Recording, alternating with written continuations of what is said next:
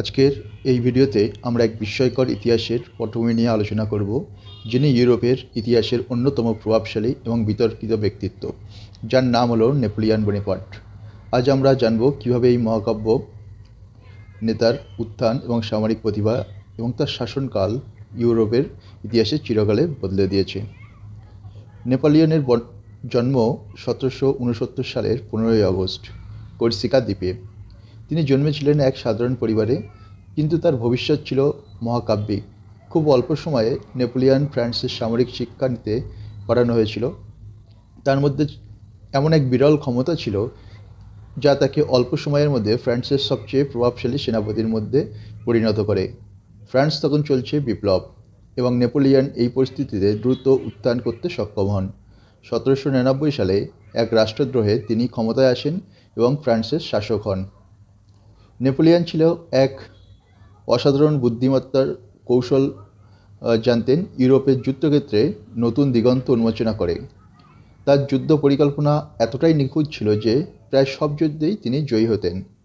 এক অন্যতম বিখ্যাত যুদ্ধ ছিল আস্টারলিজট যুদ্ধ, যা যুদ্ধের রাজা হিসাবে নেপোলিয়ন বোনাপার্ট মর্যাদা আরও বাড়িয়ে দিয়েছিল।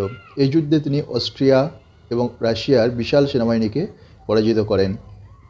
নেপোলিয়ন তার শত্রুদের দুর্বলতাগুলো শনাক্ত করে তাদের বিরুদ্ধে যে যুদ্ধ কৌশল ব্যবহার করেছিলেন তা ছিলেন অত্যন্ত চমৎকার। নেপোলিয়ন শুধু একটি সেনাপতি ছিলেন না, তিনি ফ্রান্সের বিভিন্ন গুরুত্বপূর্ণ আইন ও সংস্কারও চালু করেছিলেন। 1804 সালে তিনি ফ্রান্সের প্রথম সম্রাট হন এবং তার শাসনকাল শুরু হয়। নেপোলিয়ন একদিকে যেমন যুদ্ধের মাধ্যমে ইউরোপের বিভিন্ন অঞ্চলে নিজেদের শাসন নিয়ে আসেন, তেমনি তিনি নেপোলিয়ন কোড নামে একটি আইন ব্যবস্থাও চালু করেন, যা আজ বিশ্বব্যাপী অনেক দেশে অনুসরণ করা হয়। এই কোডে ব্যক্তি স্বাধীনতা, সম্পত্তির অধিকার এবং আইনগত সমতা সম্পর্কে সুস্পষ্টভাবে নিয়মিত ছিল। তাছাড়া নেপোলিয়ন শিক্ষা, অবকাঠামো এবং শিল্পে বিভিন্ন উন্নতি সাধন করেন, যা ফ্রান্সের আধুনিকীকরণে পথ প্রশস্ত করে। নেপোলিয়ন যেহেতু একজন অসাধারণ সামরিক নেতা ছিলেন, তিনি ইউরোপের নিজের সাম্রাজ্য বিস্তার করতে থাকে। ফ্রান্স, স্পেন, ইতালি এবং প্রুশিয়া তার সাম্রাজ্য একসময় প্রায় পুরো ইউরোপকেই ঢেকে ফেলা হয়েছিল। তার পেনিনসুলা যুদ্ধে 1808 থেকে 1814 ছিল এক উল্লেখযোগ্য দিক, যিনি নেপোলিয়ন স্পেন ও পর্তুগালের শাসন নিয়ে আসেন। তবে এই যুদ্ধে নেপোলিয়ন তার তীব্র পরাজয়ের সম্মুখীন হন এবং ইউরোপের সাম্রাজ্যের দৃঢ়তা স্পষ্ট হয়ে ওঠে। নেপোলিয়নের পতন। যুদ্ধে জয়ের পরেও নেপোলিয়ন একের পর এক ভুল সিদ্ধান্ত জীবন থেকে শেষ পর্যন্ত তীব্র পতনের দিকে ধাবিত হন। 1812 সালে রাশিয়ার অভিযান একটি ছিল বড় ভুল। নেপোলিয়ন তার বিশাল সেনাবাহিনী নিয়ে রাশিয়ার উদ্দেশ্যে অভিযান শুরু করেছিলেন, কিন্তু কঠোর শীত, রুশ সেনাবাহিনীর গেরিলা কৌশল এবং প্রাকৃতিক প্রতিকূলতায় তার বাহিনী ব্যাপকভাবে ক্ষতিগ্রস্ত হয়। তারপর 1814 সালে সমগ্র ইউরোপ তার বিরুদ্ধে উঠে দাঁড়ায়। নেপোলিয়নকে বন্দী করে এডেনের দ্বীপে নির্বাসিত করা হয়, কিন্তু এক বছর পর তিনি পালিয়ে আসেন এবং আবার সাম্রাজ্য প্রতিষ্ঠা করার চেষ্টা করেন 1815 সালে।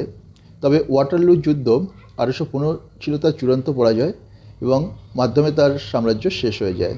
এবার তাকে সেন্ট হেলেনা দ্বীপে নির্বাসিত করা হয় এবং সেখানে 1821 সালে তার মৃত্যুবরণ হয়। নেপোলিয়নের শাসন ও যুদ্ধের মাধ্যমে ইউরোপের যে পরিবর্তনগুলি এসেছে তা আজও বর্তমান। তার নেপোলিয়ন কোড আইনের ভিত্তি রেখেছে। আধুনিক আইন ব্যবস্থা এবং তার সামরিক কৌশল এখনও বিশ্বযুদ্ধের কৌশল শিক্ষা হিসাবে ব্যবহৃত হয়। তবে তার শাসনকাল ছিল এক বিশাল পরিসরে উচ্চাকাঙ্ক্ষা, শক্তি এবং পতনের মিশ্রণ। নেপোলিয়ন বোনাপার্ট এক মহাকাব্যিক নেতা, যিনি ইউরোপের ইতিহাসে এক অবিচ্ছেদ্য অংশ হয়ে আছেন। নেপোলিয়ন বোনাপার্ট জীবন ছিল এক বিস্ময়কর যাত্রা, যেখানে জয়, পরাজয় এবং অবিস্মরণীয় নেতৃত্বের কাহিনীকে চিরকাল ইতিহাসে অমর হয়ে থাকবে। আশা করি আজকের এই ভিডিও আপনাদের নেপোলিয়ন সম্পর্কে গভীর ধারণা প্রদান করতে পেরেছে। যদি আপনাদের এই ভিডিওটি ভালো লাগে তাহলে আপনাদের রিকোয়েস্ট করছি আমাদের চ্যানেলটা সাবস্ক্রাইব করতে ভুলবেন না। নমস্কার।